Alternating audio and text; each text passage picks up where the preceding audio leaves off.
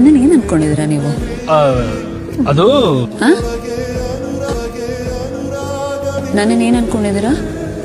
ನಾನು ಕಣ್ಣು ನೋಡಿ ಮಾತಾಡಿ ದಯವಿಟ್ಟು. ನಿನ್ನ ಕಣ್ಣಿನ ನೋಟ ನೋಡಿ ದೊಡ್ಡ ಡಗಾರ್ ಅನ್ಕೊಂಡಿನಿ ಬಿಡಿ.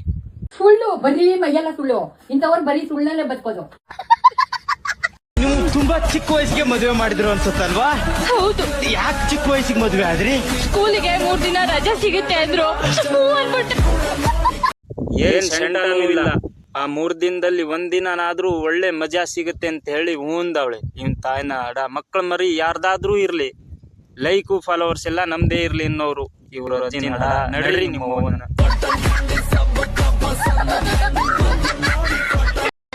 ಮತ್ತೆ ಭೇಟಿಯಾಗೋಣ. ನಮಸ್ಕಾರ. साची बातें करू कन लगे बगले थी मर चली भी नया के नहीं मते थी.